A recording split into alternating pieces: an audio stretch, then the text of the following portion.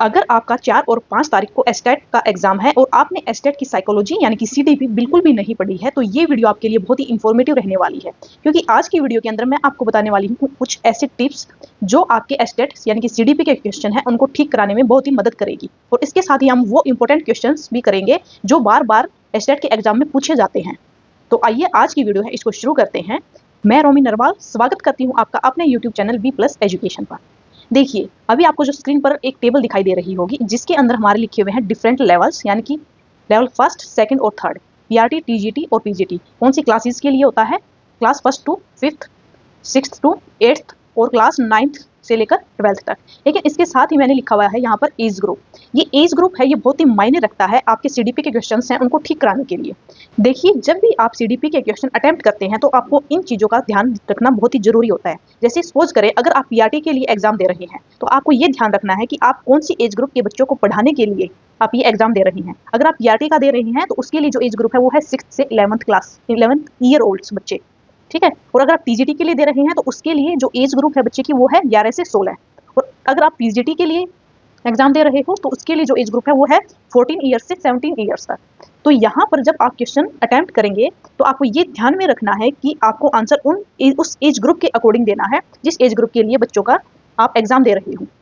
इसको आप एक एग्जांपल के थ्रू भी समझ सकते हैं। देखिए, जैसे मैं आपको एक क्वेश्चंस एमसीक्यू टाइप का क्वेश्चंस दिखाती हूँ जिसके अंदर आपका जो क्वेश्चंस का आंसर है वो डिफरेंट हो जाएगा। अगर आप पीआरटी के लिए दे रहे हैं तो अलग हो जाएगा, टीजीटी के लिए दे रहे हैं तो अलग होगा, और अगर आप पीजीटी के लिए एग्जाम दे रहे हैं तो उसका आंसर अलग होगा। तो किस तरह से सीडीपी आपके क्वेश्चंस है उनको ठीक और गलत करने में बहुत ही इंपॉर्टेंट रोल प्ले करती है, आइए इसको समझते हैं।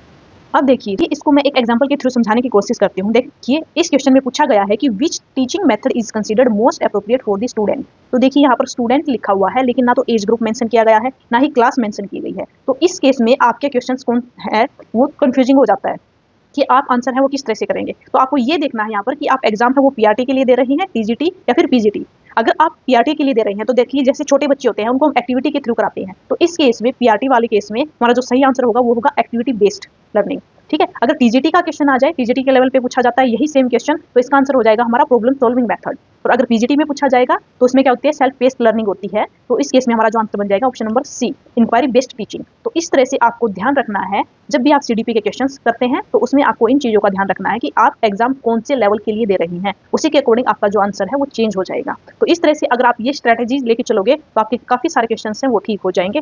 इसके साथ ही और क्या चीज़ें आपको ध्यान रखनी है कि जब भी आपकी स्टेटमेंट्स दी गई हैं तो आपको मोस्टली आप जो ऑप्शंस हैं उनको नेग्लेक्ट करते हुए भी सही आंसर तक पहुंच सकते हैं। अगर आपको 4 ऑप्शंस में से 3 नेगेटिव और 1 पॉजिटिव दिखाई दे रहा है तो उस केस में आंसर हमारा पॉजिटिव बन जाएगा, ठीक है। अगर नोट की स्टेटमेंट दी गई है और उस केस में हमारी 3 पॉजिटिव स्टेटमेंट है और 1 नेगेटिव है तो हमारा जो आंसर है वो नेगेटिव स्टेटमेंट वाला हो जाएगा, ठीक है। तो इस तरह से छोटी छोटी चीज़ों का ध्यान रखते हुए अपने जो काफ़ी क्वेश्चन हैं आप कम से कम 30 में से 25 क्वेश्चन हैं वो ठीक कर सकते हैं। अब मैं आपको कराने वाली हूँ कुछ PYQ और बहुत सारे ऐसे क्वेश्चंस जो हमारे रिपीटेडली पिछले एग्जाम्स में आए हुए हैं और आगे भी आने के उनके पूरे पूरे चांसेस हैं। तो आइए अब हम अपने वो क्वेश्चंस हैं उनको शुरू करते हैं। तो ये हमारा पहला प्रश्न, निम्नलिखित में से क्रिया को आरंभ करने, जारी रखने और नियमित करने की प्रक्रिया कौन सी है। ऑप्शन दिए गए हैं अभिरुचि, अभिधारणा, अभिव्यक्ति या अभिप्रेरणा। तो इसका जो सही आंसर है ऑप्शन नंबर 4, अभिप्रेरणा, यानी कि मोटिवेशन है वो किसी भी क्रिया को शुरू करने में, उसको कंटिन्यू करने में और उसको कंप्लीट करने के लिए बहुत ही इंपॉर्टेंट रोल प्ले करता है। इसके बाद है हमारा अगला क्वेश्चन, अधिगम यानी कि सीखना, इसके संबंध में कौन सा कथन उपयुक्त नहीं है। तो देखिए, ऑप्शन दिए गए हैं, सीखना एक सार्वभौमिक प्रक्रिया है, बिल्कुल सही है। सीखना व्यवहार में परिवर्तन नहीं है, तो नहीं पूछा गया है, हमारा आंसर मिल गया हमारा ऑप्शन नंबर 2। इसके बाद है क्वेश्चन नंबर 3, बालक का विकास सिर से आरंभ होकर पैर की दिशा में जाता है, इस कथन में विकास के किस सिद्धांत से संबंधित है। यानी कि जो प्रिंसिपल ऑफ डेवलपमेंट होते हैं, हमारे प्रिंसिपल ऑफ डेवलपमेंट में क्या क्या आते हैं, प्रिंसिपल ऑफ डायरेक्शन आता है, principle of continuous development, principle of inter relationship, principle of correlation, ठीक है। बहुत सारे हमारे जो डेवलपमेंट है उसके प्रिंसिपल्स होते हैं। तो इसमें ये पूछा गया है ये स्टेटमेंट देकर कि ये हमारे कौन से प्रिंसिपल से रिलेट करता है। तो हमारे डेवलपमेंट का जो प्रिंसिपल है, प्रिंसिपल ऑफ डायरेक्शन, उससे रिलेट करता है। तो ऑप्शन क्या है, principal of development of direction. तो इस जो सबसे पहला ऑप्शन है वही इसका आंसर आ गया। अब कई बार पूछ लिया जाता है कि बालक का विकास सिर से आरंभ होकर पैर की दिशा में होता है, इसको कौन सा डेवलपमेंट कहा जाता है। तो 2 तरह के डेवलपमेंट होते हैं, एक होता है स्फेलोकोडिल और दूसरा होता है प्रोक्सिमोडियल। अगर सिर से पैर यानी कि हेड टू टो जाता है, हेड से टो यानी कि सिर से पैर की तरफ, तो इसको स्फेलोकोडिल बोलते हैं। और अगर इंटरनल टू एक्सटर्नल जाता है तो उसको हम प्रोक्सिमोडियल बोलते हैं, ठीक है। इसके बाद है हमारा नेक्स्ट क्वेश्चन, निम्न में से कौन मॉडलिंग संप्रत्यय से संबंधित है, यानी कि जो मॉडलिंग कंसेप्ट है वो किसने दिया है, तो ये हमारा एल्बर्ट बेंडोरा है, उन्होंने दिया है। इसके बाद है नेक्स्ट क्वेश्चन, क्वेश्चन नंबर 5 कि एग्रेफिया है, ठीक है, ये क्या है, एक लर्निंग डिसेबिलिटी है, ये किस चीज से रिलेट करती है, तो हमारा ऑप्शन दिए गए हैं सबकी, जो पढ़ने में जिसको दिक्कत आती है उसको हम डिसलेक्सिया कहते हैं, ठीक है।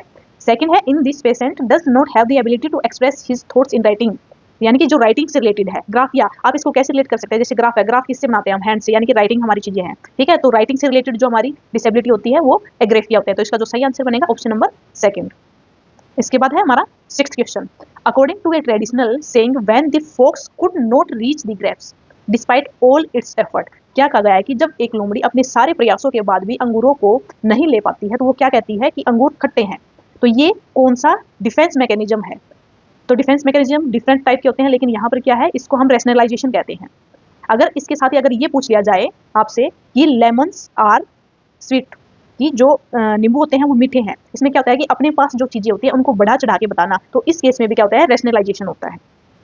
इसके बाद है हमारा अगला question, question number 7, according to need hierarchy theory of Maslow, basic need at bottom levels considers the, देखिए जो मैस्लो की हिरार्की होती है ना उसके अंदर 5 मेन एलिमेंट्स होते हैं, ठीक है। तो इसमें क्या पूछा कि सबसे बॉटम लेवल के ऊपर जो मैस्लो है उसके अंदर कौन सा लेवल आता है, तो इसका जो सही आंसर है ना वो है फिजियोलॉजिकल नीड। एक बार मैं आपको ये हिरार्की है उसको बता भी देती हूँ। देखिए सबसे पहले आती है फिजियोलॉजिकल नीड, सबसे फर्स्ट नंबर ये है, ठीक है। इसके बाद जो सेकंड होता है वो है सेफ्टी, इसके अंदर सिक्योरिटी लिखा हुआ है, सिक्योरिटी या सेफ्टी, ठीक है। इसके बाद है लव एंड एस्टीम, इसके अंदर लिखा नहीं हुआ है, ठीक है, लव एंड एस्टीम। इसके बाद आता है हमारा सेल्फ एक्चुअलाइजेशन। अगर यहाँ पर पूछ लिया जाए बॉटम की जगह पे कि सबसे अपर लेवल कौन सा होगा, तो वो हो जाएगा हमारा सेल्फ एक्चुअलाइजेशन। इसके बाद है हमारा next question, question number 8, you can make a student to sit in the class but can not force him to acquire knowledge, कि आप किसी बच्चे को क्लास में बैठने के लिए तो फोर्स कर सकते हैं लेकिन वो कुछ सीखे उस क्लास से, इस चीज के लिए आप उसको फोर्स नहीं कर सकते। ये कौन सा सिद्धांत, तो इसको हम कहते हैं by the law of readiness, first इसका सही आंसर रहेगा। इसके बाद है हमारा अगला person number 9, the concept of reformatory, यानी कि सुधार विद्यालयों का संप्रत्यय, ये किससे रिलेटेड है, for mentally retarded, for gifted, for जुवेलिन और फॉर नॉर्मल चिल्ड्रन। तो ये जो कंसेप्ट होते हैं जो अपराधी प्रवृत्ति के जो बच्चे होते हैं उनके लिए होता है, यानी कि ऑप्शन नंबर 3 है वो इसका सही आंसर रहेगा। इसके बाद है हमारा अगला person, Tolman's theory is related to, कि टोलमैन की थ्योरी है वो किससे रिलेट करती है, तो इसका जो सही आंसर है वो है कैथेक्स, कैथेक्स है, इससे टोलमैन की थ्योरी है वो रिलेट करती है। इसके बाद है हमारा अगला पर्सन नंबर 11, कि निम्नलिखित में से किसमें मूल प्रवृत्ति संबंध संवेग से मेल नहीं खाती। ऑप्शन दिए गए हैं, हास्य आमोद, आत्महीनता या श्रेष्ठता की भावना, सामूहिकता और एकाकीपन या निवृत्ति और घृणा, तो इसका जो सही आंसर है ऑप्शन नंबर 2। इसके बाद हमारा अगला प्रश्न नंबर 12, अकॉर्डिंग टू पियाजे कॉन्करेंट ऑपरेशनल स्टेज इज, पियाजे है, पियाजे की 4 स्टेज होती हैं, infancy, pre operational, concurrent operational and formal operational. जो हमारी इन्फेंसी होती है वो 0 से 2 होती है, इसके बाद जो प्री ऑपरेशनल होती है वो हमारी 2 से 7 होती है, कॉन्करेंट होती है वो 7 से 11 होती है, और इसके बाद फॉर्मल है वो 11 से अबोव, ठीक है। तो यहाँ पर कॉन्करेंट पूछा गया है तो इसका जो सही आंसर होगा 7 से 11 वर्ष के बच्चे। इसके बाद है हमारा अगला person, Kohler proved that learning is, Kohler है उसके अकॉर्डिंग सीखना क्या है, bonding of stimulus and response, the perception of children, the perception of different part of situation and autonomous random activity या the whole situation as a perception। तो Kohler है इसके according जो 4th है हमारा ऑप्शन वो सही है। उन्होंने क्या है कहा है कि जो सिचुएशन है उसको हम कंप्लीटली एज ए वोल देखकर सीखते हैं। इसके बाद है हमारा अगला person number 14, conditions response theory, यानी कि जो क्लासिकल कंडीशनिंग थ्योरी है वो किसके द्वारा दी गई है, ये है हमारी पेवलोव, जिनका कि पूरा नाम है इवान पेवलोव, तो इसका जो फर्स्ट है वो आंसर सही है। इसके बाद है हमारा अगला person number 15, the mental as of A 6-year-old girl is 7.5, यानी कि यहाँ पर क्या दिया गया है, एक जो बच्चा है उसकी मेंटल एज MA है 7.5 यानी कि 7.5 वर्ष, और उसकी एक्चुअल एज क्रोनोलॉजिकल एज जिसको हम बोलते हैं वो है 6, यानी कि एक इसका कहने का मतलब है कि एक 6 वर्ष की बच्ची 7.5 वर्ष का जो बच्चा है वो जो क्वेश्चन सोल्व कर सकता है उसको सोल्व कर लेती है, तो उसका IQ क्या होगा। देखिए IQ है एक छोटा सा फॉर्मूला होता है, उसको आप याद कर ले तो किसी तरह से भी घुमा फिरा के क्वेश्चन पूछा जाएगा तो आप कर लेंगे। देखो IQ है उसको कैसे कैलकुलेट करते हैं, IQ is equal to MA/CA × 100, ये हमारा इसका फॉर्मूला होता है, ठीक है। यानी कि MA मतलब मेंटल एज जो कि हमारी 7.5 है, यहाँ पे 1 मिनट 7.5, क्रोनोलॉजिकल एज यानी कि 6 है, और इनटू में 100। तो इस तरह से हमारी इसकी क्या है कैलकुलेशन होगी। ठीक है, अगर हम इसको सोल्व करें तो यहाँ से हमारा डायरेक्ट 750 बन जाएगा। ठीक है, और इसको अगर हम सोल्व करते हैं तो ये कितने पे जाएगा हमारा 1, 2 एंड 5 यानी कि 125। ठीक है, इसके साथ ही अगर हम इसको मेंटली अगर हमारे पास टाइम नहीं है इसको सोल्व करने का तो भी आप कैसे कैलकुलेट कर सकते हैं। देखिए सिंपल सी बात है, अगर कोई बच्चा अगर 6 टू अगर उसकी मेंटल एज भी 6 है और क्रोनोलॉजिकल एज भी 6 है तो 6/6 डायरेक्ट 100 हो जाता है। लेकिन उसकी मेंटल एज ज़्यादा है तो यानी कि IQ उसका 100 से ज़्यादा होगा ही होगा, तो हमारा C एंड D तो डायरेक्ट ही कैंसिल हो जाएगा। ठीक है, लेकिन अगर आप देखेंगे यहाँ पर जो क्रोनोलॉजिकल एज और मेंटल एज के अंदर डिफरेंस ज़्यादा नहीं है तो 140 तक तो हमारा वैसे भी नहीं पहुंचेगा, तो हमारा आंसर जो हो जाएगा ऑप्शन नंबर फर्स्ट। ठीक है, लेकिन अगर आप फॉर्मूला याद कर लें और उसके अकॉर्डिंग सोल्व करके निकाल देंगे तो एक्यूरेसी आपकी ज़्यादा आएगी। ठीक है, नेक्स्ट है हमारा question number 16। Following are the stages of Kohlberg's theory except कि कोलबर्ग है उसकी थ्योरी जो कोलबर्ग थ्योरी की थ्योरी है उसमें कौन सा कंसेप्ट नहीं है। देखिए कोलबर्ग है उनकी तीन कंसेप्ट है, pre conventional, conventional and post conventional. लेकिन जो सेंसरी मोटर है ये हमारी पियाजे की दी हुई है, कोलबर्ग की नहीं है, तो ऑप्शन नंबर 3 है इसका सही आंसर हो गया। इसके बाद है कि plateau in the learning curve indicate कि प्लेटो है एक हमारी ना लर्निंग कर्व होती है इस तरह से, तो इसके अंदर यहाँ पर एक हमारा प्लेटो पी आती है, तो ये पूछा गया है कि प्लेटो है वो किस चीज़ को दर्शाता है। तो इसका जो सही आंसर बनेगा वो बनेगा हमारा loss of interest, option number 4। क्योंकि यहाँ पर क्या है बच्चा लर्निंग है एक स्टेज आ जाती है जहाँ पर बच्चा या तो सारी चीज़ें एक्वायर कर लेता है, लर्निंग उसकी कंप्लीट हो चुकी होती है तो उसको और चीज़ ज़्यादा सीखने के उसके अंदर इंटरेस्ट नहीं रहता, यानी कि लॉस ऑफ इंटरेस्ट है उसको हम प्लेटो के फॉर्म में डिफाइन करते हैं। इसके बाद है next question, learning take place through a process of need reduction. The learning theory related to the statement is कि ये जो है स्टेटमेंट है ये कौन सी थ्योरी से रिलेट करती है। ऑप्शन दिए गए हैं इनसाइट से, इनसाइट नहीं होगी, ऑपरेंट कंडीशनिंग भी नहीं, condition response theory and reinforcement theory. तो इसका जो सही आंसर होगा ऑप्शन नंबर 4। इसके बाद है next question, who postulate the brainstorming method for fostering and boosting creativity. की क्रिएटिविटी को बढ़ाने के लिए एक ब्रेनस्टॉर्मिंग मेथड होता है वो किसके द्वारा सो ब्रेनस्टॉर्मिंग है वो ओसबॉर्न द्वारा दिया गया है, ऑप्शन नंबर 3। इसके बाद है next question, the concept of emotional intelligence किसके द्वारा दिया गया। सो ये कंसेप्ट है ये पीटर सेलोई और जॉन मेयर द्वारा दिया गया है, ऑप्शन नंबर 2 इसका सही आंसर है। इसके बाद है हमारा अगला प्रश्न, fill in the balance is not necessary for the education of visually impaired student. की कौन सा हमारे जो दृष्टिबाधित बच्चे होते हैं उनके लिए इंपॉर्टेंट नहीं है। Books in small letter, audio cassettes, braille text material on the paper and abacus for teaching of mathematics. देखिए दृष्टि बाधित की बात की जाती है और फिर उनको हम बुक्स दे रहे हैं स्मॉल लेटर्स के अंदर, तो ऑप्शन नंबर फर्स्ट ये हमारा सही आंसर हो गया, क्योंकि उनके लिए तो हमें ब्रेली जो टाइपिंग लिपि होती है उसके अंदर उनको प्रोवाइड करानी चाहिए बुक्स। ठीक है, नेक्स्ट है हमारा 22 question number, the most appropriate group of qualities in reference of adolescence boys and girls is. देखिए यहाँ पर एडोलसेंस के बारे में पूछा गया, एडोलसेंस में एज ग्रुप क्या हो जाती है, जो हमारी एडोलसेंस की बात करें जैसे 11 से ऊपर, 11 या 12 से ऊपर के जो बच्चे होते हैं उनके लिए पूछा गया है। तो यहाँ पर क्या है कि बच्चे के अंदर एब्स्ट्रैक्ट थिंकिंग आ जाती है, रीजनिंग की पावर आ जाती है, उनके अंदर डिसीजन मेकिंग की पावर आ जाती है। ठीक है, तो ऑप्शन नंबर 2 है वो सही आंसर रहेगा। इसके बाद है हमारा option number question number 23, heredity plays the greatest role in the. Heredity है किसके अंदर सबसे ज़्यादा इंपॉर्टेंट रोल प्ले करती है। देखिए सोशल डेवलपमेंट के अंदर तो इन्वायरमेंट रोल प्ले करेगा, ठीक है, स्पिरिचुअल में भी हेरिडिटी का रोल नहीं होगा। हाँ, फिजिकल डेवलपमेंट जो होता है उसके अंदर हेरिडिटी है वो अपना रोल प्ले करती है। इसके बाद है next question, who was the exponent of method of insight learning. की जो अंतर्दृष्टि अधिगम है इसका सिद्धांत है किसने दिया। तो इनसाइट यानी कि सूझ का सिद्धांत भी जिसको हम कहते हैं किसने दिया था, कोहलर ने। इसके बाद है हमारा theory of intelligence given by Spearman. कि स्पीयरमैन ने कितने फैक्टर वाली थ्योरी है वो दी। तो स्पीयरमैन है उसकी 2 फैक्टर थ्योरी है, ऑप्शन नंबर 2। इसके बाद है हमारा next question 26, teacher needs to create an inclusive environment in the classroom. एक टीचर है उसको इंक्लूसिव इन्वायरमेंट क्रिएट करना है, ठीक है। सो उसके लिए क्या होगा, special children should be kept away. बिल्कुल नहीं, लेकिन नेगेटिव स्टेटमेंट है अलग है। इंक्लूसिव क्या है, सबको साथ में लेकर चलने की बात होगी, ठीक है। The right and dignity of special children should be protected, बिल्कुल सही। Special children should be considered as inferior, नहीं, इंफीरियर नहीं काउंट करेंगे हम उनको। Special children should be looked down, बिल्कुल नहीं। तो ऑप्शन नंबर 2 है वो हमारा सही आंसर होगा। इसके बाद हमारा 27 question number, in continuous and comprehensive evaluation यानी कि CCE, इसके अंदर कम्प्रीहेंसिव है उसका क्या मतलब है। By evaluating of all subject, by evaluation of only educational field, by homework evaluation, by evaluating the development of educational and coeducational field. Comprehensive का अर्थ होता है सारी चीज़ों का मूल्यांकन एक साथ लेके चलना। इसके बाद हमारा next question, anything can be taught at any stage of development.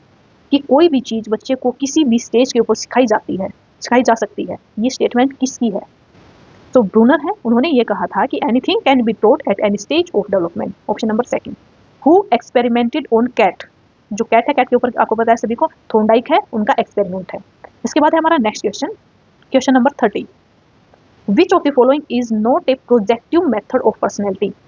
Personality है, उसको मेजर करने के लिए हमारे पास दो टाइप के मेथड होते हैं, प्रोजेक्टिव एंड नॉन प्रोजेक्टिव। तो इसमें पूछा गया है कि कौन सा प्रोजेक्टिव नहीं। तो ऑप्शन नंबर 3 जो है वो हमारा प्रोजेक्टिव प्रोजेक्टिव पर्सनैलिटी मेजरमेंट के लिए नहीं है। तो अब हमने कवर कर लिए हैं अपने 30 क्वेश्चंस। अभी ये सीरीज हमारी ऐसे कंटिन्यू रहेगी और आगे आने वाले जो क्वेश्चन है वो और भी ज़्यादा इंपॉर्टेंट है हमारे आने वाले एग्जाम के लिए। देखते हैं हमारा next question, which of the following law is related to heredity. की हेरिडिटी है उससे कौन सा लॉ रिलेट नहीं है, sorry which is not related, कौन सा रिलेट नहीं करता है। देखिए लॉ ऑफ सिमिलरिटी भी है, लॉ ऑफ वेरिएशन भी है एंड लॉ ऑफ रिग्रेशन भी है, but law of progression heredity के अंदर ऐसा कोई लॉ नहीं है। ठीक है, नेक्स्ट हमारा which of the following is not a performance test of intelligence. कि इनमें से कौन सा एक परफॉर्मेंस टेस्ट नहीं है। ऑप्शन है Kohs block design test, Alexander Seguin and Stanford Binet test है, ये हमारा इंटेलिजेंस को मेजर करने का परफॉर्मेंस टेस्ट है, वो नहीं है। नेक्स्ट क्वेश्चन है which of the following is not A objective type questions. Matching है, ऑब्जेक्टिव होते हैं। ऑब्जेक्टिव का मतलब क्या होता है कि जहां पर आपके जो आंसर है वो एक ही होगा। ठीक है, एंड सब्जेक्टिविटी क्या है, जहां पर आपके पास वेरिएशंस होती हैं आंसर्स की, यानी कि डिस्क्रिप्टिव टाइप है, वे हमारे सब्जेक्टिव टाइप में आ गए। इसके बाद है एनालिटिकल क्वेश्चंस है, ये हमारा सब्जेक्टिव टाइप टेस्ट है। एमसीक्यू है, वो भी ऑब्जेक्टिव है, एंड ब्लैंक स्पेस क्वेश्चन है, वो भी हमारे ऑब्जेक्टिव टाइप टेस्ट होते हैं। नेक्स्ट है हमारा according to moral development theory of पियाजे, एडोलसेंस पीरियड इज, ऑप्शन दिए गए हैं stage of moral realism, stage of morality constraints, stage of heteronomous morality या फिर स्टेज ऑफ ऑटोनोमस मोरालिटी। देखिए एडोलसेंस की बात की गई है, तो एडोलसेंस में क्या होता है, बच्चे खुद से एक्टिव होते हैं, तो स्टेज ऑफ ऑटोनोमस मोरालिटी। इसके बाद है हमारा अगला प्रश्न, which of the following characteristics is not related to the concurrent operational stage of cognitive development theory of Piaget। कि पियाजे की जो concurrent operational है उसमें कौन सी characteristics included नहीं होती है। ऑप्शन दिए गए हैं रिवर्सिबिलिटी, रिवर्सिबिलिटी concurrent में होती है, सीरियलाइजेशन भी होता है, एनिमिज्म है, ये हमारा concurrent से पहले हो चुका होता है, यानी कि जो प्री ऑपरेशनल स्टेज होती है उसके अंदर एनिमिज्म हो चुका होता है। ठीक है, और कन्वर्सेशन है, सॉरी कंजर्वेशन है, वो भी इसमें होता है। तो ऑप्शन नंबर 3 है वो इसका सही आंसर रहेगा। इसके बाद हमारा अगला question, which statement is not correct in context of individual difference. Individual difference के बारे में कौन सी स्टेटमेंट है वो सही नहीं है। फर्स्ट ऑप्शन है कि 2 person are not exactly same, बिल्कुल सही है ये तो, लेकिन इसमें रॉन्ग पूछा गया है। Individual difference are deviation in regards to characteristics. ठीक है, individual difference distinguish individuals in their totality and individual difference are the sole results of heredity। तो इसका जो सही आंसर है ऑप्शन नंबर 4। इसके बाद है हमारा अगला question, when the lesson to be learned by a child is long and difficult and required a lot of understanding, then which method of learning will be appropriate। कि अगर कोई भी ऐसा टॉपिक हम बच्चों को पढ़ा रहे हैं वो जो कि बहुत ही लेंथी है, ठीक है, तो उसको हम बच्चों को किस तरह से पढ़ाएंगे, तो उसके लिए कौन सा मेथड अप्रोप्रिएट रहेगा। तो इसका जो सही आंसर बनेगा ना स्पेस मेथड। इसके अंदर क्या होता है, स्पेस मेथड वो होता है जिसके अंदर हम जो हमारा लेंथी टॉपिक होता है उसको छोटे छोटे पार्ट्स में डिवाइड कर देते हैं और उसके बाद उसको बीच में गैपिंग के साथ पढ़ाते हैं। जैसे फर्स्ट पार्ट किया हमने, इसके बाद बच्चों को स्पेस दे दिया, ठीक है, फिर नेक्स्ट पार्ट है वो कंप्लीट करवाया, फिर उनको बच्चे को स्पेस दिया। ठीक है, इसको हम बोलते हैं स्पेस मेथड। तो जहाँ पर लेंथी टॉपिक होता है तो उसको हम स्पेस मेथड्स के द्वारा करवाएंगे उसको। ठीक है, इसके बाद question number 8, which teaching magazines is not beneficial for the learning of disabled childrens. कि जो हमारे डिसेबल्ड पर्सन स्टूडेंट्स होते हैं उनके लिए कौन सा टीचिंग सूत्र है वो कामयाब नहीं है। देखिए सिंपल टू कॉम्प्लेक्स तो बिल्कुल ठीक है, लेकिन एब्स्ट्रैक्ट टू कॉन्करेंट ये हमारे डिसेबल्ड स्टूडेंट्स के लिए नहीं होता है। एब्स्ट्रैक्ट क्या होती है, जो हमारी चीज़ें माइंड के अंदर चलती है, कोऑर्डिनेशन के अंदर, मेंटलिटी। ठीक है, आपने कोई इमेजिनेशन की, वो हो गया हमारा एब्स्ट्रैक्ट। कॉन्करेंट क्या है, जो फिजिकली होती है, जिनको हम देख सकते हैं, जिनको हम टच कर सकते हैं। ठीक है, तो बच्चे जो डिसेबल्ड होते हैं उनके लिए हम कॉन्करेंट से एब्स्ट्रैक्ट की तरफ जाएंगे, ना कि एब्स्ट्रैक्ट से कॉन्करेंट की तरफ। ठीक है, नेक्स्ट है हमारा 9th question, which of the following is not a principle of development. कि डेवलपमेंट है उसका प्रिंसिपल नहीं है। देखिए प्रेडिक्टेबल भी है development, follow linear path, proceed from general to specific भी, and development is the product of heredity and environment, ये भी ठीक है। एक मिनट, इसमें पूछा गया है नोट नहीं है, ये है एंड लीनियर पाथ, सॉरी जो डेवलपमेंट है वो स्पाइरल पाथ फॉलो करता है, ना कि लीनियर। लीनियर तो क्या होता है इस तरह से आपका, लेकिन जो डेवलपमेंट होता है वो स्पाइरल होता है, आपका यूँ चलता है इस तरह से, इंटरनल टू एक्सटर्नल ऐसे चलता है। ठीक है, तो इसको हम स्पाइरल पाथ बोलते हैं। तो डेवलपमेंट है वो लीनियर पाथ फॉलो नहीं करता, स्पाइरल पाथ है उसको फॉलो करता है। नेक्स्ट क्वेश्चन है, according to which psychologist the role of social and culture factors are important in the cognitive development of children. देखिए, अगर आपको सिर्फ जो साइकोलॉजिस्ट है उनकी थ्योरी का नाम भी पता है तो भी आप कर लेंगे, जैसे सोशियो कल्चर थ्योरी ऑफ वाइगोट्स्की, तो यहाँ से भी आप इसको कर लेंगे, ठीक है। तो इसका आंसर रहेगा फर्स्ट।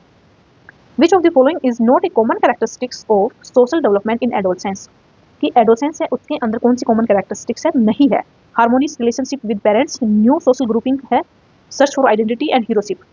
सो फर्स्ट है, ये नहीं रहेगा क्योंकि इसके अंदर बच्चा पेरेंट्स की बजाय पीर ग्रुप है उसके साथ ज़्यादा रिलेशनशिप बनाता है, जो पेरेंट्स हैं उनके साथ इतना कनेक्टेड नहीं होता। इसके बाद है next question, which stage of Kohlberg's moral development theory are not related to development of conventional morality. तो थोड़ा सा लेंथी क्वेश्चन है, इसमें पहले स्टेटमेंट है उनको पढ़ना है और फिर उनमें से हमें चूज करना है। सो इसमें नोट पूछा गया है, इंडिविजुअलिज्म एंड एक्सचेंज, ठीक है, एंड इसमें पूछा गया है कन्वेंशनल स्टेज के लिए, ठीक है, pre conventional, conventional and post conventional. तो कन्वेंशनल है उसके लिए पूछा गया है। गुड इंटरपर्सनल रिलेशनशिप ये आएगा, ठीक है। अच्छा, नोट पूछा गया, एक minute, maintaining the social order, second नहीं आएगा, थर्ड भी नहीं आएगा, and social contracts and individual rights, D आएगा, A and D, A and D, option number 3 इसका सही आंसर होगा। इसके बाद है हमारा question number 13, learning through mental process like attention and reflection is called. तो इसको हम बोलते हैं कोग्निटिव लर्निंग। देखिए यहाँ पर क्या है, mental process like attention and reflection, किसी चीज़ है उसको हम मेंटली रिफ्लेक्ट भी करते हैं, ठीक है, यानी कि दिमाग का काम है, तो क्या है, कोग्निटिव लर्निंग की बात कर रहे हैं। अगर यहाँ पर इमोशन से रिलेटेड होता तो हम क्या कहते हैं, अफेक्टिव लर्निंग, ठीक है। नेक्स्ट हमारा 14th question, which teaching learning strategy is most useful for student in context of social learning. तो इसमें क्या है कि सोशल लर्निंग के कंटेक्स्ट के अंदर कौन सी एक्टिविटी है वो मोस्ट अप्रोप्रिएट रहेगी। तो फील्ड ट्रिप फर्स्ट है, इसका आंसर रहेगा। लेक्चर क्या है, क्लासरूम के अंदर सिर्फ टीचर डोमिनेट होता है। एक्सपेरिमेंट के अंदर भी बच्चे अपना एक्सपेरिमेंट है वो करते हैं। ब्रेनस्टॉर्मिंग के अंदर बच्चे की कोग्निटिव डेवलपमेंट को बढ़ाया जाता है, ठीक है। तो सोशल लर्निंग जहाँ पर बच्चे एक दूसरे के साथ ज़्यादा कनेक्टिविटी फील करते हैं, ठीक है, तो उसके लिए हमारा आंसर रहेगा फील्ड ट्रिप। नेक्स्ट है हमारा question, in Pavlov conditioning theory which factor does not positively affect the conditioning between the natural and artificial stimuli. Option दिए गए हैं, appropriate timing of stimuli presenting, ये तो इन दोनों के बीच में जो रिलेशनशिप है उसको बढ़ाएगा, ठीक है, तो ये नहीं होगा।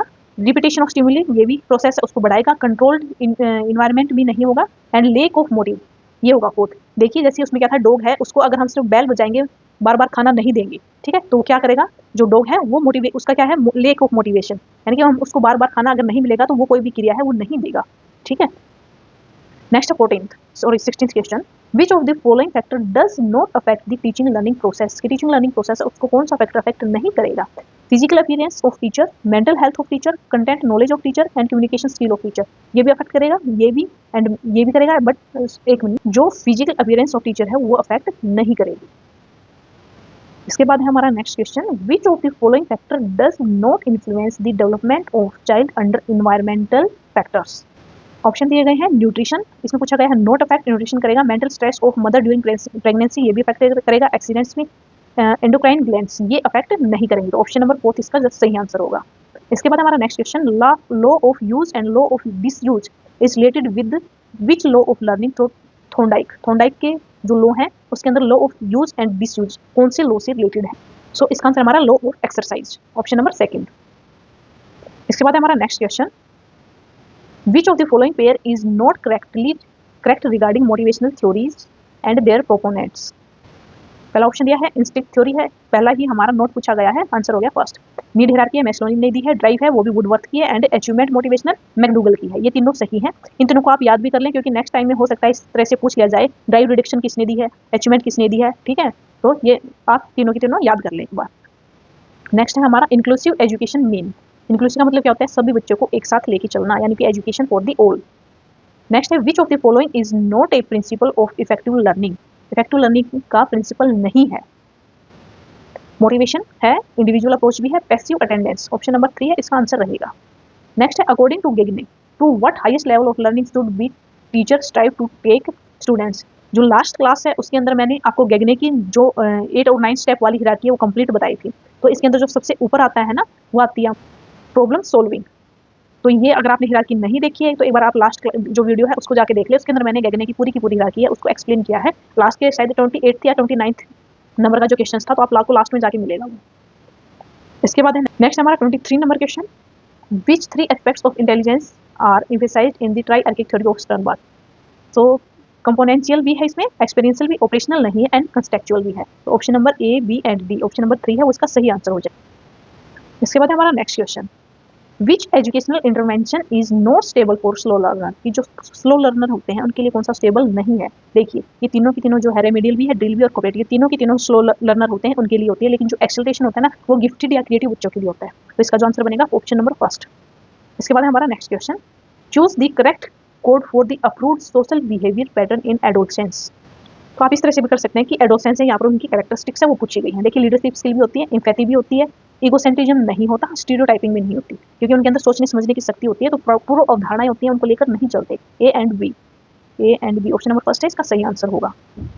इसके बाद next question number 26, the true meaning of continuous and comprehensive evaluation is, यहाँ पर फोर्थ स्टेटमेंट दी गई है, टेकिंग फ्रीक्वेंट टेस्ट, जल्दी जल्दी टेस्ट लेना, taking continuous test at appropriate interval, की कंटिन्यूटी बनाए रखें टेस्ट के, लेकिन एक एप्रोप्रिएट टाइम के साथ, बी ठीक है, to evaluate scholastic and post scholastic दोनों एस्पेक्ट्स को मेजर करना, बिल्कुल ठीक है, measuring only educational achievement, D गलत। सो हमारे बी और सी ये दोनों स्टेटमेंट सही हैं, तो इसका जो हमारा सही आंसर बनेगा बी एंड सी। इसके बाद हमारा next question, the education which promotes learning by doing, तो करके सीखना जो एजुकेशन होती है वो हमारी प्रोग्रेसिव एजुकेशन होती है, ऑप्शन नंबर सेकंड। नेक्स्ट है हमारा question number 28, which teaching sports material is not useful for visually impaired, कि जिन बच्चों को दिखाई नहीं देता, दृष्टि बाधित होते हैं, उनके लिए कौन सा यूजफुल नहीं है। ब्रेली होती है, टॉकिंग बुक्स भी होती है, फिल्म स्ट्रिप्स भी होती है, फिल्म स्ट्रिप्स नहीं होंगी क्योंकि उनको दिखाई नहीं देता, तो फिल्म स्ट्रिप्स नहीं होगी, इम्बोस मैप भी होंगी, तो ऑप्शन नंबर 3 है वो इसका हमारा सही आंसर होगा। नेक्स्ट है हमारा question 29, choose the correct code of following factor which affects learning, कि जो लर्निंग है उसको अफेक्ट करते हैं। देखिए मोटिवेशन है वो अफेक्ट करेगा, इंटरेस्ट है वो भी अफेक्ट, अटेंशन है वो भी करती है, एंड एप्टीट्यूड यानी कि बच्चे की काम करने की क्षमता वो भी अफेक्ट करेगी, ठीक है। तो A, B, C and D, option number 4 है वो सही आंसर होगा।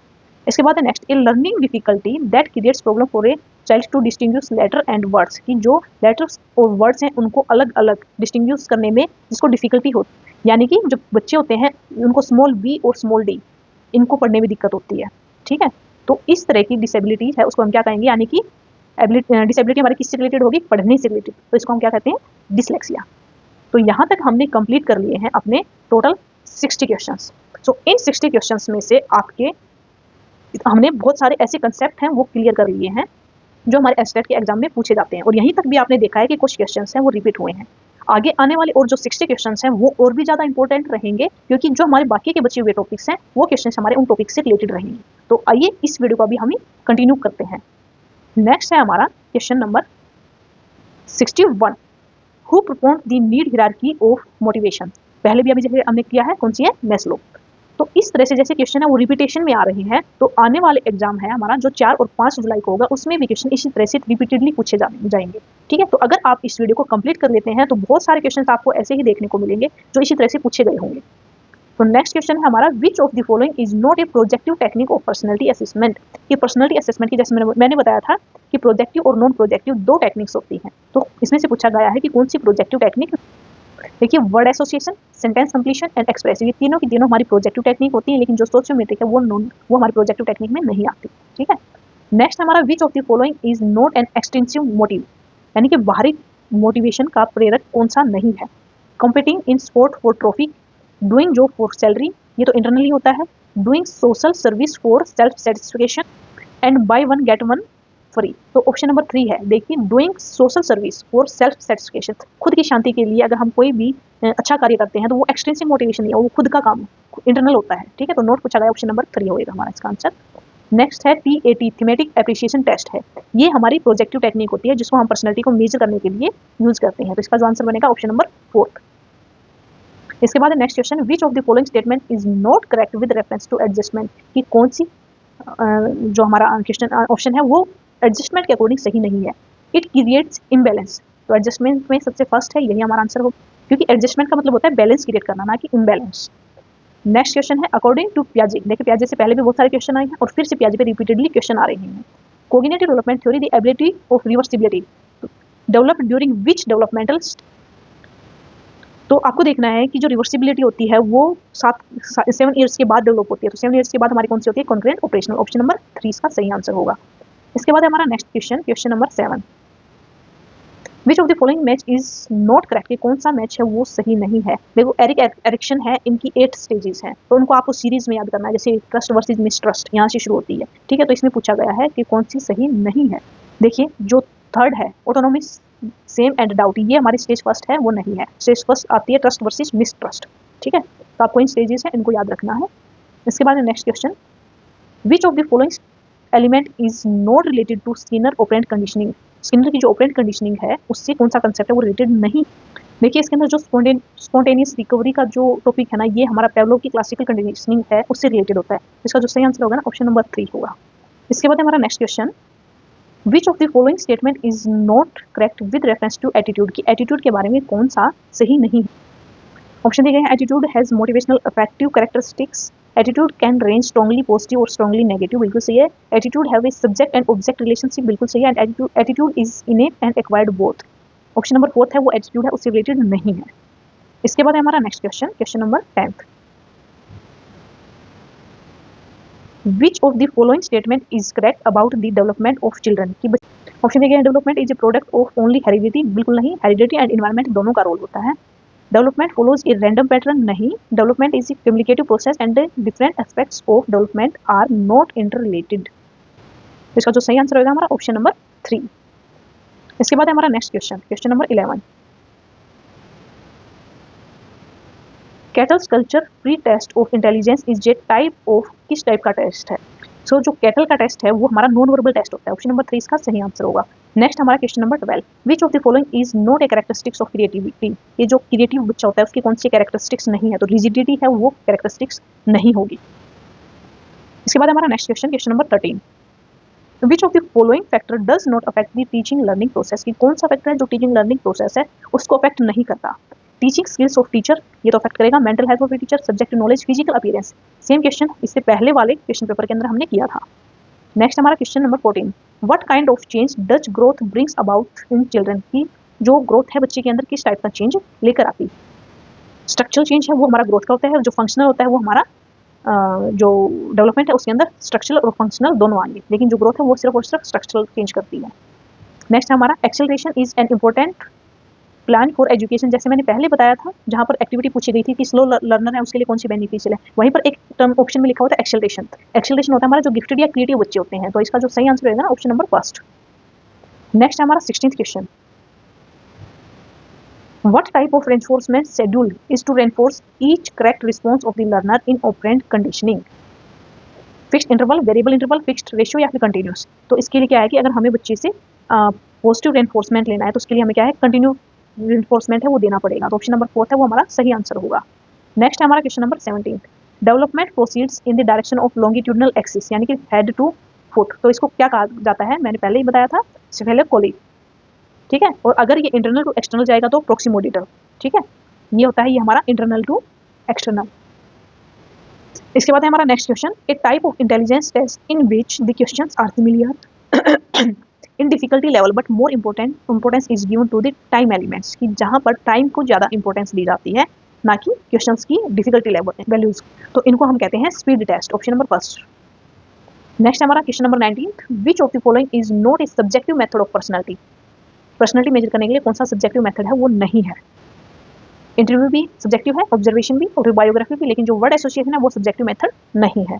नेक्स्ट हमारा question number 20, Minal is average in intelligence, low in creativity and high level in adjustment, this is an example of. देखिए कोई एक लड़की है, क्या है उसका इंटेलिजेंस लेवल तो एवरेज है, ठीक है, क्रिएटिविटी है वो उसकी लो है, लेकिन एडजस्टमेंट है यानी कि सोशल एडजस्टमेंट के अंदर वो अच्छे से एडजस्ट कर लेती है। तो ये किस टाइप की कैरेक्टरिस्टिक्स है? Inter individual, intra individual. Option number 2 इसका सही आंसर रहेगा। नेक्स्ट हमारा question number 21, which type of curriculum did Bruner suggest to follow for the cognitive development of children, कि बच्चे के कोग्निटिव डेवलपमेंट के लिए बच्चे की करिकुलम है वो किस टाइप का होना चाहिए? तो इसके लिए आंसर होगा हमारा spiral curriculum. Option number 3। Next है question number 22, who develop the socio culture theory of development, है ये हमारी वाइगोत्स्की ने दी है। Option number 1। नेक्स्ट हमारा, what is the mechanism called through which a child tries to change his own ego to that of someone else, कि इस mechanism को क्या कहा जाता है जहां पर बच्चे अपने खुद के जो एम है उसको चेंज करने की कोशिश।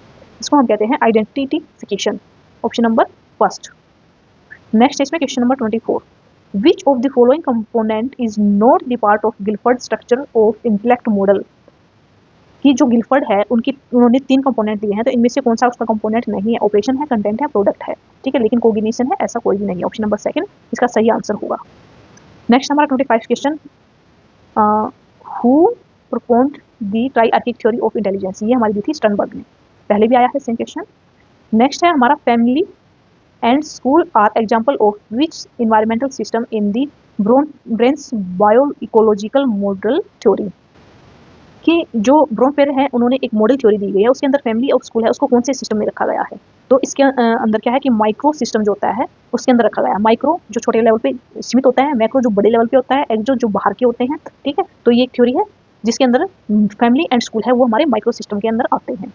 इसके बाद हमारा next question, which of the following is not a correct pair. पियाजे की कोग्निटिव डेवलपमेंट थ्योरी है, ठीक है। बेंडोरा ने सोशल डेवलपमेंट थ्योरी दी है, ठीक है। एरिक्सन है, एरिक्सन की साइको सोशल डेवलपमेंट है, लेकिन जो वाइगोत्स्की ने दी है सोशियो कल्चर थ्योरी, ना कि मोरल। तो इसका सही आंसर है वो ऑप्शन नंबर 4। इसके बाद हमारा next question, which of the following is not the characteristics of A well adjusted person. कि जो एक पर्सन है अच्छे से एडजस्टेड नहीं है, वेल एडजस्टेड है, उसकी कैरेक्टरिस्टिक्स नहीं है। जो ऑप्शन है awareness of his on potential, ये होगी, रिस्पेक्टिंग बैलेंस भी होगा, लेकिन नॉट पूछा गया है तो rigidity in behaviour, option number 4 इसका सही आंसर होगा। नेक्स्ट हमारा question number 29, mental health is the full and harmonious function of whole personality, this definition of mental health is given by. तो ये जो डेफिनेशन है ये दी गई है हेडफील्ड ने। इसके बाद हमारा next question, out of the following psychologist who is not related with the gestaltism. ये गेस्टालिज्म है उससे कौन सा रिलेटेड नहीं है? कोलर, कोफका एंड वर्दीमेयर, ये तीनों के तीनों रिलेट करते हैं, बट जो क्रेसमेर है ये पर्सनैलिटी से रिलेटेड करता है, ठीक है। सो यहाँ तक हमने अपने कंप्लीट कर लिए हैं 90 क्वेश्चन। अब बच्चे हैं सिर्फ और सिर्फ 30 क्वेश्चन। आप सिर्फ ये 30 क्वेश्चन और कर लेंगे तो आपकी प्रिपरेशन है वो और भी बेटर हो जाएगी। तो आइए लास्ट के 30 क्वेश्चन है इसको शुरू करते हैं। Which of the following has been given a moral development theory है वो किसने दी है? जो ऑप्शन दिए गए हैं पियाजे, वाइगोत्स्की, फ्रूड एंड बेंडोरा। देखिए यहाँ पे मोरल डेवलपमेंट थ्योरी पूछी गई है, तो ये मोरल जो हमारी डेवलपमेंट थ्योरी दी गई थी लॉरेंस कोलबर्ग ने, तो इनमें से हमारा कोई भी आंसर है वो नहीं होगा, ठीक है। तो इस तरह से अगर कोई भी क्वेश्चन आता है तो वो क्वेस हो जाएगा और उसके आपके ग्रेस मार्क्स वगैरह है वो दी जाएंगे। नेक्स्ट हमारा territory circular reaction develop during the. So option दिए गए हैं sensory motor, pre operational stage, concurrent operational stage and formal operational stage. तो इसका जो सही आंसर बनेगा ना वो बनेगा सेंसरी ऑपरेशनल स्टेज 2 से 7, 0 से 2। जब जो हमारी पियाजे की क्लासिफिकेशन है ना, इसके अंदर जो 0 से 2 यानी कि जिसको हम इन्फेंसी स्टेज कहते हैं, इसको भी पर्टिकुलर 6 पार्ट्स में डिवाइड किया गया है, जिसके अंदर 0 से 1 मंथ, 1 से 3 मंथ्स, 3 to 6 मंथ, इस तरह से इसको डिवाइडेशन किया गया है। तो इसके अंदर जो टेरिटरी सर्कुलर रिएक्शन आता है ना वो इसी के अंदर एक स्टेज होती है। तो इसका जो सही आंसर बनेगा ना ऑप्शन नंबर 1। नेक्स्ट है हमारा question number 3, which of the following statement is not correct with reference to development. की डेवलपमेंट के बारे में कौन सी स्टेटमेंट है वो सही नहीं है? कंटिन्यूस प्रोसेस है, unidimensional, it is communicative in nature and there is individual difference in development, ये भी सही। देखिए जो डेवलपमेंट है वो यूनिडायमेंशनल नहीं होता है, ठीक है। तो इसका ऑप्शन नंबर 2 है वो सही आंसर बनेगा। इसके बाद हमारा next question number 4, reversibility ability develops in stage. की रिवर्सिबिलिटी है कौन सी स्टेज में डेवलप हो जाती है? पहले भी किया था हमने कॉन्करेंट ऑपरेशनल स्टेज के अंदर, ऑप्शन नंबर 4। इसके बाद हमारा next question number 5, the concept of law of proximity है किसने दिया है? थॉर्नडाइक, पेवलोव या स्किनर या फिर वर्दीमियर। तो इसका जो सही आंसर है वो है वर्दीमियर। नेक्स्ट है हमारा question number 6, the study of which of the following lies at intersection point of psychology and child development. इन दोनों के बीच में कौन सा इंटरसेक्शन पॉइंट है वो लाई करता है? ऑप्शन दिए गए हैं सोशल साइकोलॉजी, इंडस्ट्रियल, ऑर्गेनाइजेशनल या डेवलपमेंट साइकोलॉजी। तो 4 ऑप्शन है वो इसका सही आंसर रहेगा। इसके बाद next question, who was the founder of first laboratory of psychology.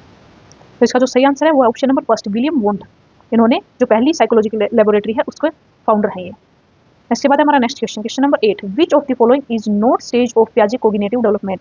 पियाजे के कोग्निटिव डेवलपमेंट की कौन सी स्टेज नहीं है? सेंसरी है, प्री ऑपरेशनल, कॉन्करेंट ऑपरेशनल, लेकिन लेटेंसी है, ऐसी कोई भी स्टेज नहीं है।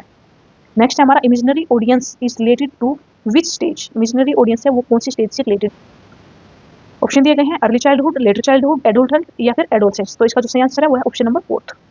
नेक्स्ट है हमारा question number 10, a child says the moon is laughing, it indicates which of the following characteristics. एक बच्चा है वो कहता है कि चांद है वो हंस रहा है, ठीक है। तो ये कौन सी कैरेक्टरिस्टिक्स के बारे में बता? इसका मतलब क्या है कि वो नॉन लिविंग चीज है उसको लिविंग समझ रहा है, क्योंकि मून है, मून एक नॉन लिविंग थिंग है, ठीक है। लेकिन वो बच्चा क्या कह रहा है कि वो हंस रहा है, यानी कि उसको क्या है एनिमिज्म है। तो ऑप्शन नंबर 2 है इसका सही आंसर होगा। नेक्स्ट हमारा question number 11, which statement is correct according to operant conditioning, की ऑपरेंट कंडीशनिंग है उसके अकॉर्डिंग कौन सी स्टेटमेंट है वो सही। Negative reinforcement increase desirable behaviour, once as behaviour is learn it is not forgotten, बिल्कुल नहीं। Punishment is positive reinforcement, negative reinforcement increases undesirable behaviour, नहीं। तो ऑप्शन फर्स्ट है वो इसका सही आंसर रहेगा। इसके बाद हमारा next question, child appreciation test है, ये किसके द्वारा दिया गया है। सबसे पहले तो ये होता है क्या, ये एक पर्सनालिटी मेजरमेंट टेस्ट होता है, ठीक है। ये किसके द्वारा दिया गया है, तो ये टेस्ट है वो बेलक द्वारा दिया गया है। ऑप्शन नंबर फर्स्ट इसका सही आंसर रहेगा। नेक्स्ट है who performed achievement motivational theory. So पहले भी ये क्वेश्चन आया हुआ है हमारा, अचीवमेंट मोटिवेशनल थ्योरी है वो किसने की है। सो ऑप्शन दिए गए हैं हमारे पास, मैकलेंड, मैस्लो, कर्टलेविन या फिर हर्ट्जबर्ग। तो इसका जो सही आंसर है वो है मैकलेंड। नेक्स्ट हमारा question number 14, the concept of चेनिंग is based on, कि जो चेनिंग का कंसेप्ट है वो कौन सी थ्योरी है उससे रिलेटेड। तो चेनिंग का कंसेप्ट है वो हमारा ऑपरेंट कंडीशनिंग थ्योरी है, उससे रिलेटेड होता है। ऑप्शन नंबर सेकंड इसका सही आंसर रहेगा। इसके बाद हमारा 15th question, tri dimension theory of intelligence is propound by. तो जो ट्राई डायमेंशन थ्योरी है वो हमारी गिलफोर्ड के द्वारा दी गई है। ऑप्शन नंबर सेकंड इसका सही आंसर होगा, यानी कि जेपी गिलफोर्ड, आपने नाम भी सुना हो। इसके बाद हमारा next question, question number 16, which of the following is not A schedule of reinforcement, कि कौन सा रेनफोर्समेंट का शेड्यूल नहीं है। देखिए variable ratio, fixed ratio and fixed interval, ये सारे के सारे होते हैं, लेकिन मोटिवेशन है वो नहीं है। तो आंसर क्या रहेगा, ऑप्शन नंबर सेकंड। इसके बाद इनसाइट थ्योरी है, ये किसके द्वारा दी गई है। इनसाइट थ्योरी है वो गेस्टाल्ट है, उन्होंने दी है, गेस्टाल्ट द्वारा दी गई है। नेक्स्ट है हमारा question number 18, the emotions of A fear is associated with basic instinct, कि जो डर है वो किस चीज से रिलेटेड है। ये है एस्केप प्लान, ये अगर हमें किसी भी चीज से डर लगता है तो हम क्या करते हैं, हम उससे बचने की कोशिश करते हैं, यानी कि प्लान करना, एस्केप। नेक्स्ट हमारा 19th, which of the following is correct formula. IQ का फॉर्मूला जैसे मैंने पहले बताया था, MA/CA × 100, MA/CA × 100, यानी कि mental age upon chronological age × 100। Next है हमारा question number 20, according to Bronfenbrenner's bio ecological model, rules and laws are example of. जैसे पहले सेम क्वेश्चन आया था जिसके अंदर फैमिली एंड स्कूल को पूछा गया था, जो कि हमारे माइक्रो सिस्टम से रिलेटेड है। अब यहाँ पर रूल्स एंड लॉज के बारे में पूछा, तो जो रूल्स एंड लॉज होते हैं वो हमारे मैक्रो सिस्टम के अंदर आते हैं। तो ऑप्शन नंबर 3 है वो इसका सही आंसर रहेगा। इसके बाद है next question, dyscalculia is type of disability, जो हमारी किससे रिलेटेड होती है, locomotor disability, mental illness, mental retarded या फिर लर्निंग डिसेबिलिटी। तो डिसकैल्कुलिया क्या है, हमारी एक लर्निंग डिसेबिलिटी है, सीखने से संबंधित। ऑप्शन नंबर 4 सही आंसर रहेगा। इसके बाद हमारा next question, question number 22, which of the following may not act as a positive reinforcer, कि इनमें से कौन सा एक पॉजिटिव रेनफोर्सर की तरह काम नहीं करेगा। टॉफी, बिस्किट, ए बिटर मेडिसिन। तो ऑप्शन नंबर 3 है वो सही आंसर रहेगा। नेक्स्ट हमारा question number 23, which of the following is a component of observational learning, कि ऑब्जर्वेशनल लर्निंग है उससे कौन सा कंपोनेंट है वो रिलेटेड। तो जो रिटेंशन होता है वो हमारा ऑब्जर्वेशनल लर्निंग है उससे रिलेटेड रहेगा। नेक्स्ट है हमारा question number 24, Sigmund Freud is known for, Sigmund Freud है वो किसके लिए जाने जाते हैं। तो सिगमंड फ्राइड की थ्योरी है जिसका नाम साइकोसेक्सुअल डेवलपमेंट थ्योरी, यानी कि ऑप्शन नंबर सेकंड सही आंसर। इसके बाद है 90 to 110, 90 से 110 की रेंज में जो IQ के है बच्चे का वो किसके बीच में आता है। तो इसका जो सही आंसर है वो है एवरेज। तो ये एक रेंज होती है जिसके अंदर डल बच्चे, मंद बुद्धि वगैरह जिसको हम बोलते हैं, ठीक है, या गिफ्टेड, जो एक रेंज चलती है, कौन सी रेंज किस बच्चे के लिए होती है, ये आपको एक बार पढ़ लेनी है। इसके बाद हमारा next question, question number 26, which of the following technique is used to teach visual impaired children, कि जो दृष्टिबाधित बच्चे होते हैं उनको पढ़ाने के लिए कौन सी टेक्निक का यूज किया जाता है। ऑप्शन है PECS, साइन लैंग्वेज। देखिए साइन लैंग्वेज तो हियरिंग इंपेयर्ड होते हैं उनके लिए होती है टेलर फ्रेम। तो ऑप्शन नंबर 3 है वो सही आंसर होगा हमारा, जो विजुअली इंपेयर्ड होते हैं उनके लिए हम टेलर फ्रेम यूज किया जाता है। नेक्स्ट है हमारा 27 question number, the research carried out on Bobo doll, which theoretical review of learning is placed. तो एक एक्सपेरिमेंट है जो बोबोडोल के ऊपर किया गया था, तो वो कौन सी लर्निंग के लिए किया गया। तो इसका जो सही आंसर है वो है social learning, option number 4। Next है हमारा question number 28, according to Kohlberg the development of morality to avoid punishment comes under which level, कि पनिशमेंट है जैसे कोलबर्ग की अगेन वही है pre conventional, conventional and post conventional, तो कौन से रिलेटेड रहे। यहाँ पर पनिशमेंट के बारे में पूछा गया, तो ये हमारा प्री कन्वेंशनल से रिलेटेड होता है, option number 1। Next question 29, the term learning disability was first coined bye, कि जो लर्निंग डिसेबिलिटी टर्म है ये सबसे पहले यूज की थी वो थे सैमुअल किर्क ने। तो ऑप्शन नंबर 3 इसका सही आंसर होगा। इसके बाद next question, question number 30, the attraction of boy towards his mother was termed by Freud as, कि एक बच्चा है वो अपनी माँ की तरफ अट्रैक्शन फील करता है, तो इसके अंदर जो ये टर्म्स है इसको फ्राइड है उसने क्या कहा है, इलेक्ट्रा कॉम्प्लेक्स, ओडिपस मोरल या फिर ओरल कॉम्प्लेक्स। इसका जो सही आंसर है वो है Oedipus complex. Option number second इसका सही आंसर रहेगा। ठीक है, तो आज की क्लास है इसके अंदर हमने टोटल कर लिए हैं 120 क्वेश्चन। इसके अंदर आपके जो टॉपिक्स थे उनसे डायरेक्टली क्वेश्चन थे वो भी पूछे गए थे, इनडायरेक्टली किस तरह से रिलेट किए गए थे वो भी थे। तो ये थी हमारी आज की वीडियो। तो अगर वीडियो इन्फॉर्मेटिव लगी हो तो लाइक करें, चैनल को सब्सक्राइब करें, अपने दोस्तों के साथ शेयर करें। Thank you for watching the video.